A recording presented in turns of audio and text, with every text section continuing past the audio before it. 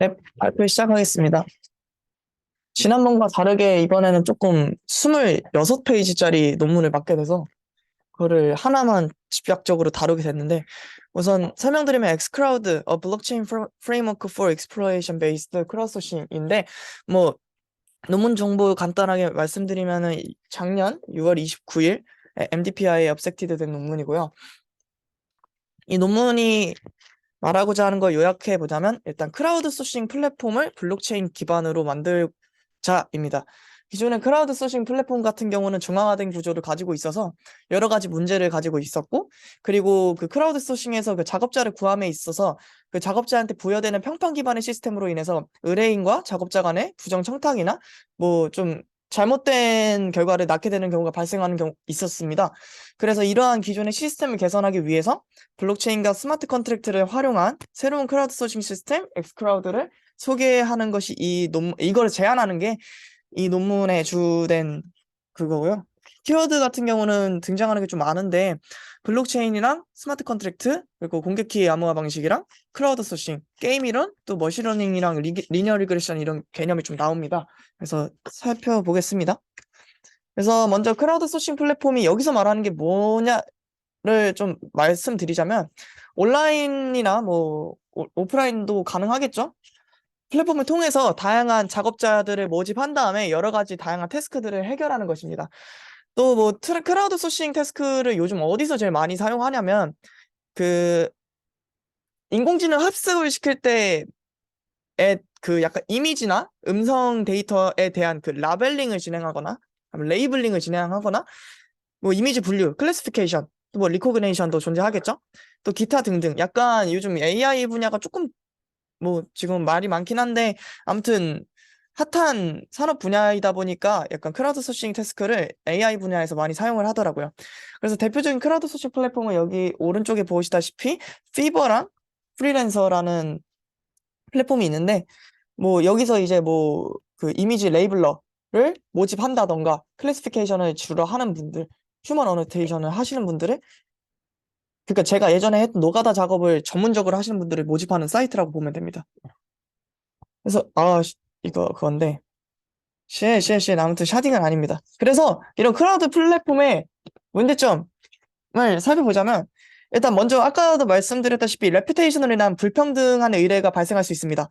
이게 크라우드 소싱으로 랜덤한 작업자를 모집하는 데 있어 일단 당연히 내가 누군가를 이게 의뢰를 하는 입장에서 가장 먼저 고려해야 될 점은 그 작업자의 능률일 텐데 이 기존의 플랫폼들은 이 작업자의 능률을 단순히 그냥 뭐 배민 평점 남기듯이 그냥 평판에 남기게 됩니다. 그래서 뭔가 실수를 했을 수도 있고 뭔가 많은 평가를 받지 못한 워커들은 상대적으로 좀 작업을 수주할 수 있는 기회가 굉장히 부족해지는 문제가 있고요. 두 번째로 아까 레퓨테이션으로 인한 연장선인데 이게 어떤 집단 같은 경우는 워커와 리퀘스터 그러니까 의뢰인과 작업자 이 사이에서 서로 그냥 다 간단한 태스크만을 주고받고 하다 보니까 이게 평판 뻥튀기죠. 평판 뻥튀기로 인해서 몇몇 그 워커만 작업을 독점할 수 있는 그런 문제점이 발생하기도 합니다.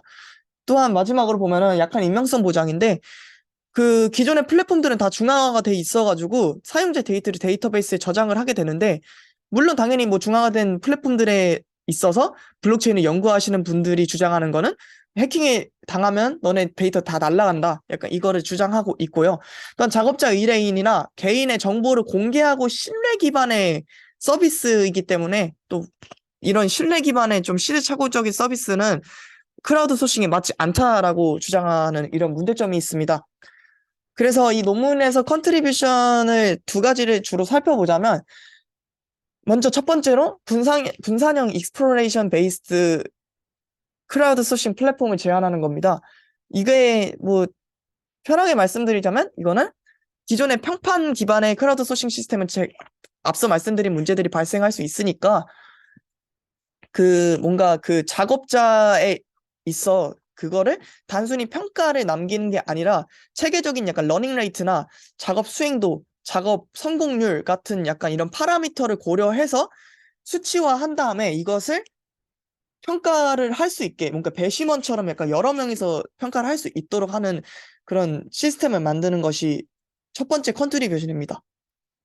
그래서 이렇게 공평하게 정해진 평가를 통해서 그 작업자들에게 보상을 평등하게 부여할 수 있도록, 아니, 평등하기보다 형평성 있게 부여할 수 있도록 하는 게 최종 목표이고요. 여기에 사용된 개념 같은 경우는 좀 다르긴 한데, 머신러닝의 리니어 리그레이션과 게임 이론에서 나오는 샤플레이 밸류라는 값을 사용했습니다.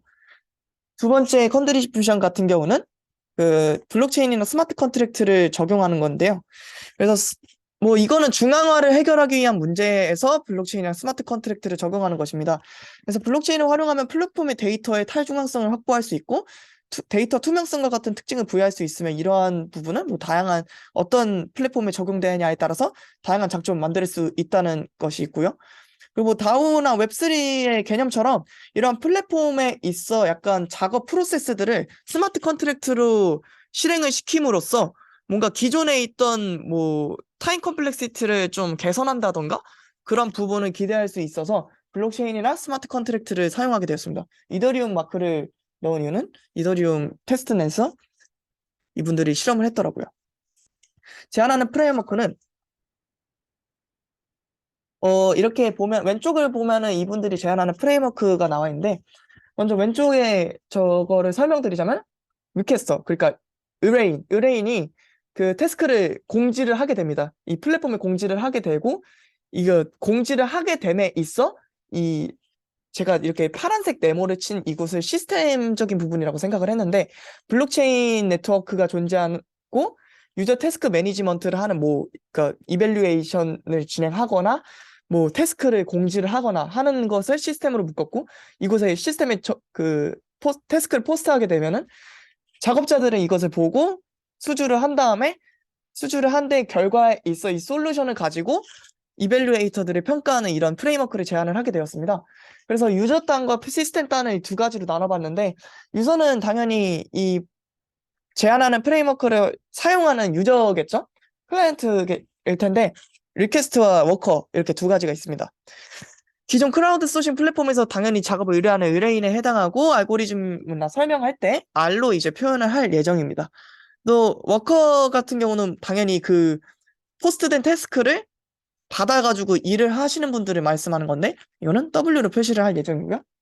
시스템 부분을 살펴보자면 의뢰인과 작업자 간의 작업 프로세스에서 뭐 암호학적 기법을 통해서 뭐 유저들이 여기에 가입할 때 뭐 암호화를 진행한다던가 아니면 스마트 컨트랙트를 통해서 이 태스크를 포스팅하거나 태스크가 완료됨에 있어 평가를 진행하거나 이런 거를 스마트 컨트랙트를 배포함으로써 진행이 되는 것을 확인할 수 있는데 뭐 뒤에도 살펴보겠지만 그런 이러한 유저 태스크 매니지먼트 부분이 있고 블록체인 이밸류에이터 같은 경우는 그 해당 프레임워크에서 사용되는 블록체인 네트워크가 있을 것이고 그리고 아까 그 평판 기반이 아닌 이밸류에이터로부터 약간 그 작업자의 능률이나 이런 걸 계산하기 위한 이밸류에이터가 있다고 했는데 이런 거의 컨펌이나 합의 같은 경우는 이게 블록체인의 컨센서스 노드라고 생각하시면 될 것 같아요.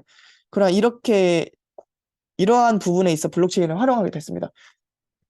그래서 관련 연구를 살펴보자면 뭐 크게 기존에 이 플랫폼이 어떤 형태로 존재했냐 이렇게 살펴볼 수 있는데 먼저 위를 보시면 이렇게 뭐 점선으로 나눴는데 중앙화된 클라우드 소싱 플랫폼이 있습니다.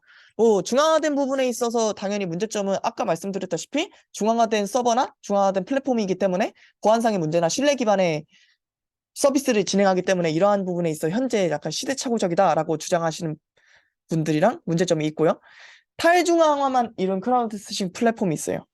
근데 프라이버시 문제를 해결했으나 탈중앙화를 통해 익명성만 부여하다 보니 이 익명성을 가지고 그러니까 대싹튀 댓글 삭제 후 튀거나 그 평가를 남길 때 되게 작업자가 누가 평가하지 않을까 평가 잘해주세요 약간 이런 걸 청탁을 하는 문제도 발생하고 익명성이 부여하는 약간 그런 약간 병폐들이 존재하더라고요.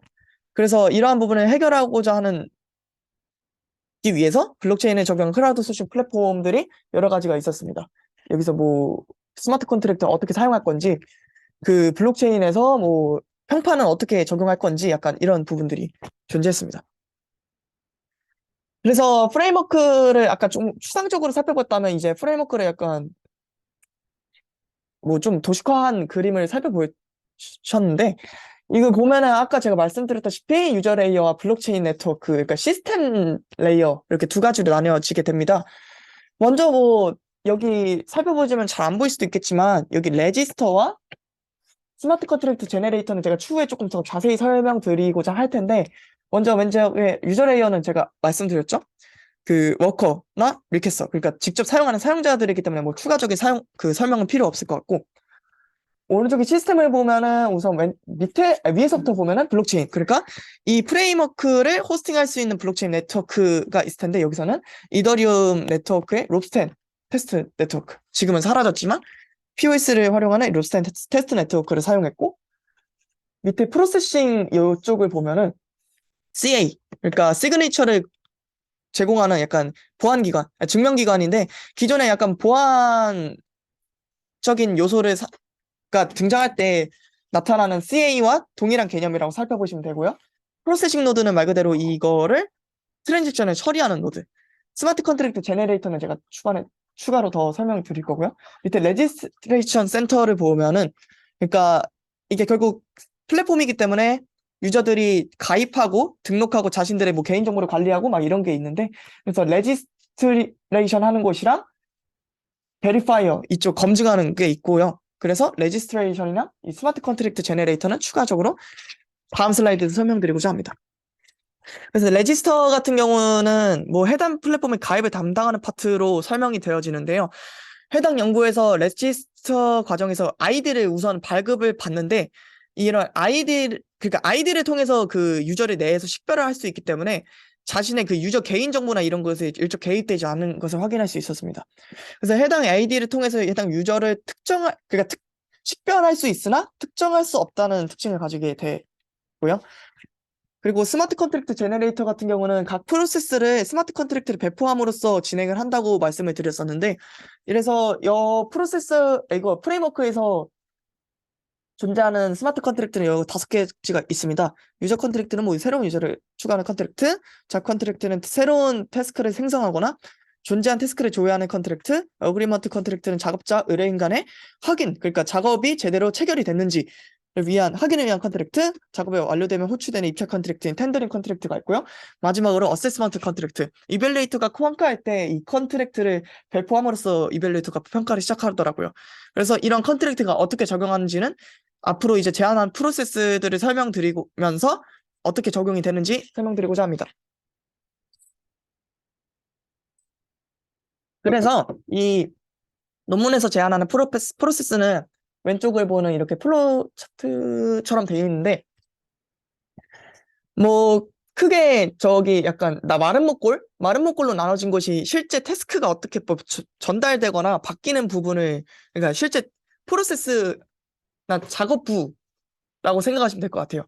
그래서 밑에 뭐 숫자도 있고 이렇게 순서대로 설명을 드리자면 유저 레지스트레이션 그러니까 즉 플랫폼을 만들어줬다는 가정하에 유저가 가입하고 그 등록하는 그런 부분입니다. 그러니까 시작하자마자 W 아까 말씀드렸죠? 리퀘스터 워커 RW는 아이디를 가지고 등록을 하는 것이 아니라 일단은 PKI를 통해서 사용자 어드레스를 만들어내게 됩니다. 자신의 개인정보를 PKI를 통해서 어드레스를 만들어내기 때문에 개인정보를 노출하지 않아도 된다는 장점이 있고요. 그래서 이렇게 레지스트레이션이 완료가 되면은 유저 컨트랙트, 아까 말씀드렸죠? 유저 컨트랙트를 통해서 새로운 사용자를 등록을 하게 됩니다. 다음 프로세스를 살펴보자면 퍼블리시 앤 서치 태스크인데 말 그대로 먼저 그 전에 들어가기 전에 저 다이아몬드를 보시면 리퀘스터 너 요청자니? 를 여쭤보게 됩니다. 그래서 yes면은 퍼블리시 그러니까 태스크를 퍼블리시하는 쪽에 가게 될 거고요. 아니면은 서치 태스크 그러니까 구인구직을 하는 작업자 W로 가게 되겠죠. 그래서 여기서는 뭐 디시전 트리 그러니까 yes or no 값으로 여기 이렇게 프로세스를 진행하게 되는데 R인 경우 태스크의 이름 보수 요구 조건을 명시한 잡 컨트랙트를 배포하기 위해서 퍼블리시 태스크로 가게 되고요. W의 경우도 마찬가지로 태스크를 찾는 프로세스에 해당하는 이 서치 태스크 이쪽으로 가게 됩니다. 그리고 세 번째 이거 초록색 네모를 보면 apply for task. 그러니까 워커는 프레임워크 내에서 태스크 풀에 있는 그러니까 아까 놓치고 지나갔었는데 여기 보시면 태스크 풀이 있죠. 그러니까 의뢰인들이 포스팅한 태스크는 다 이 태스크 풀에 존재하게 됩니다. 그래서 이 워커들은 이 태스크 풀에 있는 태스크에 지원을 하는 이런 부분이고요. 어플라이 하는데 뭔가 사기나 먹고 튀는 가능성이 있기 때문에 보증금을 지불하는 이러한 절차가 진행이 됩니다. 그래서 다음으로 먼저 살펴볼 것은 Select Worker, Assign Task. 여기서부터 좀 수식이 좀 등장하는데 우선 먼저 위에 약자들, 그러니까 노테이션으로 박은 것들을 보면은 Z는 Z번째 태스크, 그러니까 이게 몇 번째 태스크냐? 워커 W 그리고 KW 작업자 배경 지식이라고 하더라고요. LW 작업자의 러닝 레이트, 강학습에서 이거 러닝 레이트 생각하시면 될 것 같아요. 그러니까 얼마나 학습률을 부여할 것인가. 러닝 레이트를 크게 하면 이번 태스크를 진행함에 있어 더 많은 그 값을 얻게 되겠죠. 그 웨이트를 더 크게 하고 적게 하고 그거를 표정한 겁니다. 그래서 첫 번째 수식을 보면은 위에 파라미터들을 사용해서 쌍곡선 학습 모델, 그러니까 하이퍼블릭 러닝 커브드 모델이라고 하는데 말 그대로 그거를 통해서 Z번째 태스크의 달성도를 이 HWZ라고 뽑아내게 됩니다. 뭐 여기에서 제가 뭐 파라미터를 설명 안 한 건 없으니까 다음으로 넘어가자면 위에 이 달성도를 HWZ라고 만약에 뽑아내게 됐다면 이거 달성도를 통해서 그 워커들의 그레이드 그 스몰 HWZ를 뽑아내게 되는데 이게 아마도 리니어 뭐 수식을 적용해가지고 한다고 하는데 수식에 이해는 못했지만 아무튼 이 수식이 무엇을 의미하냐면 그 작업자들이 어떻게 얼마만큼의 이 작업에 있어 등급을 가질 수 있나, 그러니까 얼마나 잘했냐를 살펴보는 거죠. 그래서 알고리즘은 밑에 슈도코드로 나와 있는데 요약을 해드리면은 뭐 이게 뭐 데이터셋이 인풋은 신경 안 쓰셔도 될 것 같아요. 아웃풋은 yes or no로 나오게 되는데 아무튼 그러니까 이 작업자들이 작업을 하게 됨에 있어서 뭐 작업을 어떻게 했고 그 작업에 대한 그 결과 값을 노멀라이즈를 하고 이거를 주기적으로 반복을 한 다음에 디시전 트리 형태로 뽑아내고 이거를 여기 아웃풋에 디시전 트리에 yes or no로 나오게 되는 약간 그 워커를 어떻게 선택할 것인지에 대한 알고리즘을 슈도코드로 나타낸 것입니다. 그래서 다음 프로세스로 넘어가면 서브밋 앤서라고 나와 있긴 한데 아무튼 태스크 서브미션이라고 생각하면 되는데 태스크 완료 후 텐더 컨트랙트, 그러니까 텐더가 이게 그거더라고요. 입찰이란 뜻이더라고요. 텐더 컨트랙트 및을 배포하고 블록체인 네트워크에 해당 솔루션을 기록하는 과정인데 우선 위에를 보시면 오프체인이라고 이렇게 점선으로 나타냈습니다. 일단 오프체인에서 왜 이렇게 했냐를 설명하기보다 안에 그 프로세스를 먼저 설명드리면 태스크 완료 솔루션이 나오겠죠? 이런 이 솔루션을 작업 결과물이라 생각하면 됩니다. 작업 결과물을 이 해시 알고리즘을 통해서 해시를 만들어내게 됩니다. 근데 여기서 어떤 해시 알고리즘을 사용하는지 여기 뭐 안 나와 있더라고요. 그래서 아무튼 뭐 SHA-256이건 제가 지난번에 말했던 앵커 해시건 뭔가 적용해가지고 해시 값을 뽑아내게 된 다음에 추가적으로 2차 인크립티드 해시를 진행한 다음에 블록체인에 올리게 된다고 합니다. 우선 오프체인에서 진행하게 되는 이유는 뭐 여기서 설명한 바로는 뭔가 블록체인 네트워크 상에서 이거를 진행하면 무거워진다인데 제가 공부한 것에 있어서 이것을 해석해 보자면 약간 그 비콘 체인 같은 경우가 합의 과정을 메인넷을 하게 되면은 복잡해지니까 비콘 체인을 따로 판 거잖아요. 이것도 말 그대로 약간 블록체인 내에서 약간 이런 컨퍼메이션 과정이랑 암호화 과정을 거치게 되면은 뭔가 되게 혼잡해질 수 있기 때문에 오프체인에서 진행을 하게 되고 인크립티드 해시, 그러니까 2차적으로 해시하는 것도 약간 용량을 줄이기 위해서 해시를 한 번 더 한다고 나와 있었습니다. 그래서 이것을 블록체인에 데이터에 저장을 하게 되고요. 태스크 서브미션을 이렇게 다 끝났고 안 바꿨네? 왜 이렇게 오타가 많지? 아무튼 이밸류에이션 서브미션, 그러니까 해당 그 서브미션이 되고 이걸 평가하는 건데 아까 이밸류에이터들이 작업자들이 어떻게 작업했는지 최종적으로 평가를 하게 될 거 아니에요? 그래서 이것 또한 이거 수식이 또 나오는데 살펴보기 전에 또 노테이션을 이것들을 살펴보면은 Y는 제출물, W는 알다시피 워커고요. C는 작업 성공률, Q는 작업 퀄리티, N은 이벨리에이터 수입니다. 그래서 먼저 위의 수식을 보면은 이게 작업 퀄리티를 뽑아내는 수식인데 알파 I 같은 경우는 이거는 가중치더라고요. 그러니까 여러 명의 이벨리에이터가 그 작업 성공률에 기반해서 가중치를 부여한 후 작업 퀄리티 QWY를 뽑아내게 됩니다. 그러니까 Y란 작업 제출물을 제출한 작업자의 퀄리티라고 해석하면 되겠죠? QWY는. 그리고 밑에 시그마 WY 같은 경우는 최종적으로 이거를 약간 민값을 구하는 건데 BC라는 추가적인 가중치를 부여해서 그 시그마 WY라는 그 이벨리에이터 평가값을 뽑아내게 됩니다. 그래서 해당 프로세스를 통해서 기존 플랫폼에서는 그냥 단순히 그냥 별점 매기는 식이었는데 해당 프로세스를 통해서 그 평판 기반의 메커니즘을 벗어날 수 있다라는 점을 시사하고 있었습니다. 마지막으로 디스피트 리워드인데요.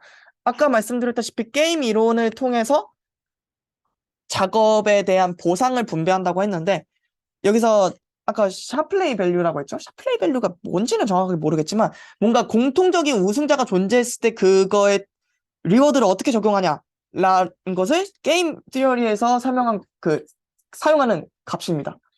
그래서 왼쪽에 수식 같은 경우는 뭐 2, 3분포하고 막 그거 있던데 아무튼 이거는 샤플레이 밸류를 통해서 작업을 분배하는 과정이고요. 이거는 이 수식을 그냥 슈도 코드화 한 겁니다.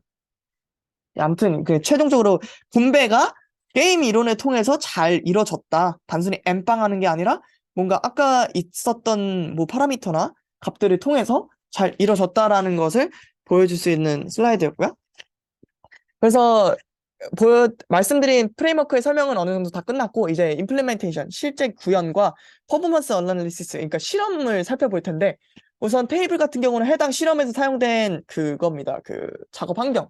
시스템 스페시피케이션은 다음과 같고요. 이더리움 클라이언트는 롭스텐을 사용했고 노드는 50개에서 1000개까지 구현을 한다고 했는데 보통 50개로 설정을 해놨고요. 당연히 1000개 하면 터지겠죠. 데이터셋 같은 경우 이게 데이터셋을 왜 설명을 드리냐면 우선 아까 말씀드렸다시피 그 크라우드 소싱 플랫폼 같은 경우는 이게 그 이미지 라벨링이나 아니면 그 클래시피케이션 같은 약간 그 인공지능에서 사용되는 노가다 업무를 크라우드 소싱으로 활용하기 위함인데 여기서 만들어낸 그 작업 태스크가 이 데이터셋을 활용해서 이미지 리코그네이션을 진행한 겁니다.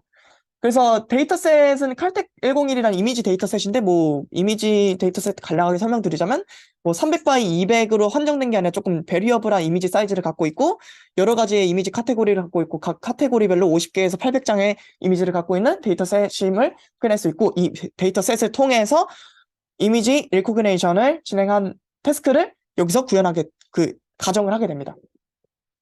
프레임워크 같은 경우는 뭐 파이썬으로 구현한 플랫폼이고 제이슨 라이브러리나 다른 라이브러리를 통해서 블록체인을 연결했다고 하더라고요. 그래서 총 그 실험한 거는 두 가지가 있는데 유저 레지스트레이션에서의 레이턴시 측정 그리고 타임 컴플렉시티 각 프로세스의 퍼포먼스 측정이 있겠습니다. 유저 레지스트레이션의 그 레이턴시를 측정하는 것을 보자면 뭐 왼쪽에 좀 설명이 빈약하긴 한데 우선 회원가입 프로세스 아까 있었죠. 뭐 아이디를 부여하기 전에 어드레스를 PKI로 생성하고 그거를 키를 발급하고 이 과정을 40회 반복했어요. 40회 반복하는데 레지스트레이션 레이턴시가 13.75세컨드 발생했다고 하는데 오른쪽에 그래프를 보시면 이해가 안 되죠? 저도 이해가 안 됐습니다. 그러니까 이 그래프가 뭘 의미하는지는 잘 모르겠어요. 그러니까 넘버 오브 테스트 횟수죠? 타임이 있고 그러니까 에버리지 그 레이턴시가 13.75만큼 나왔다라는 거 말고 여기서도 더 말하는 게 없더라고요. 설명으로 풀어낸 게 없었습니다. 그러니까 회원 가입하는데 그냥 걸린 시간이에요? 그죠? 그러니까 회원 가입을 40회 반복했을 때 그 회원 가입 간에 그 레이턴시가 얼마나 존재했냐. 근데 이게 뭐 블록체인의 지연이 얼마나 되는지 그거는 또 아니더라고요. 아, 그래요? 그런 거를 설명하진 않았어요.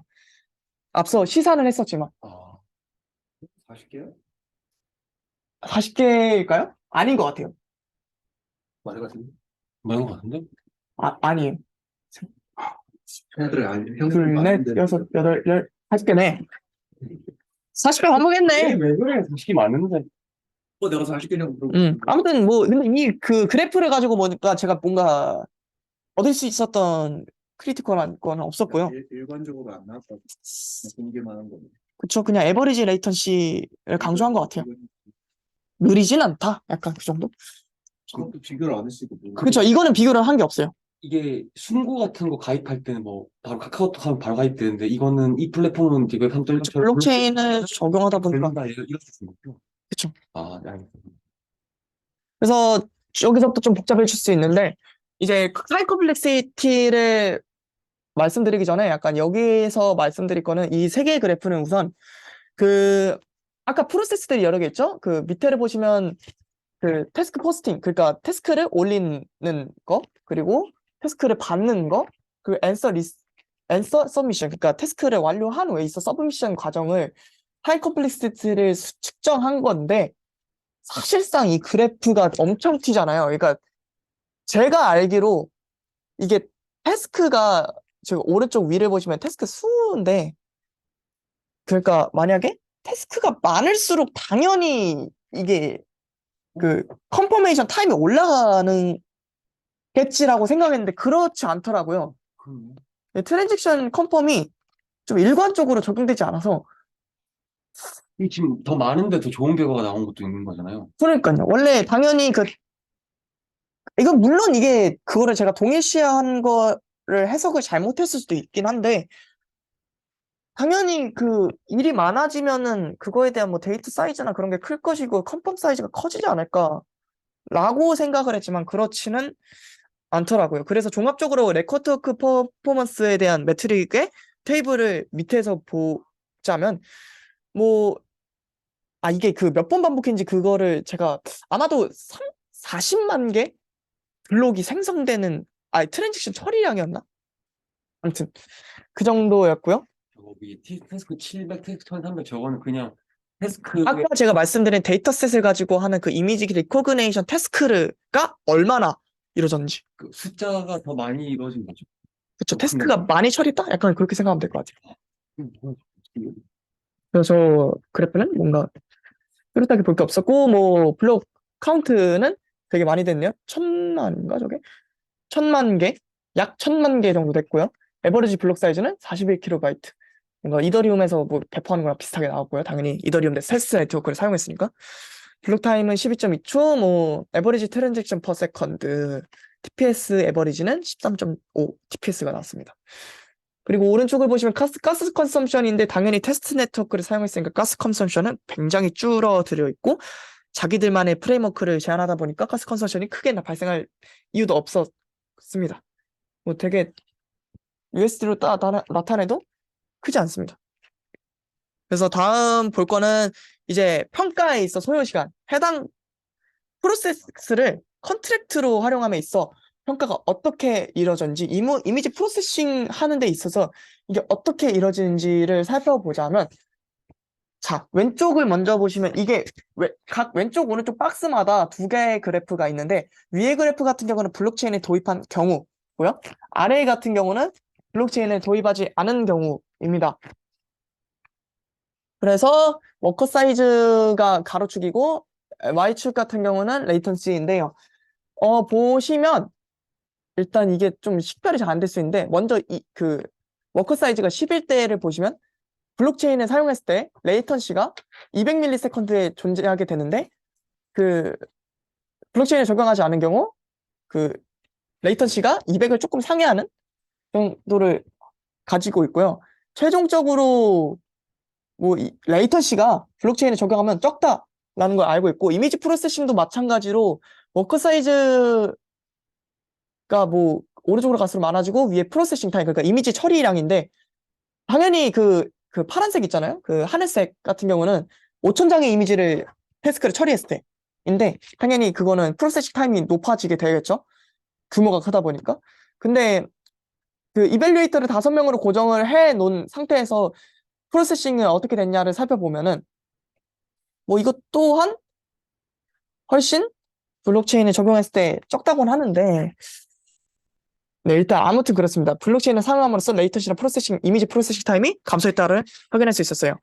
그리고 최종적으로 컴패리즌에 대한 실험이 있었는데 엑스크라우드와 유사한 접근 방안을 가진 타이중한 크라우드 소싱 플랫폼 퍼포먼스를 비교를 했어요. 왼쪽에 그 테이블을 보시면은 당연히 엑스크라우드는 다 본인들이 제안한 시나리오에 알맞은 테이블을 제작하고 다 충족하고 있다라고 표시를 했을 것이고 뭐 35, 41, 40 이게 이름이 뭐였더라? 아무튼 그 논문에서 이름은 나와 있는데 이 논문이 어떠한 접근 방안을 제시했는지는 안 나와 있어서 이렇게 그 인덱스 번호로만 표시를 해놨었어요. 그래서 뭐 당연히 얘네는 스마트 컨트랙트 적용했고 블록체인에 적용하다 보니까 스마트 컨트랙트가 사용됐고 뭐 익스플로런 베이스드 그러니까 평가함에 있어서 평판 기반이 아니다랑 그 보상 분배가 샤플레이 밸류를 섞기 때문에 자유롭게 이루어졌다. 그러니까 이 테이블만 보면 되게 자기 입맛에 맞는 테이블을 제작했다는 것을 알 수 있어요. 그래서 피겨 10이랑 13을 보시면 프로세싱 타임이랑 레지스트레이션 엑스큐션 타임 그러니까 회원가입 등록이랑 프로세싱 타임이 훨씬 더 블록이 늘어나도 적은 것을 자랑하고 있는데 레지스트레이션 타임은 솔직히 비슷한 것을 확인할 수 있죠. 그래서 아직 이 프레임워크도 유저가 늘어남에 있어서 등록을 하는 데 있어 블록체인이 해결해야 되지 않는 이상 레지스트레이션 엑스큐션 타임은 좀 오래 걸리는 것을 아니, 비슷한 것을 확인할 수 있었습니다. 그래서 최종적으로 결론을 내자면은 블록체인 스마트 컨트랙트를 활용함으로써 여러 가지 이점을 얻을 수 있었는데요.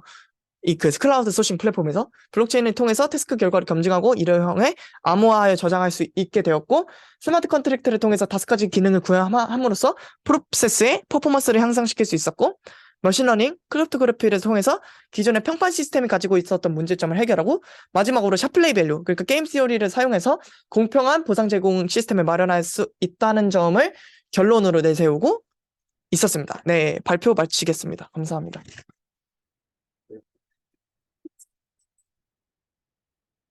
뭐야? 아,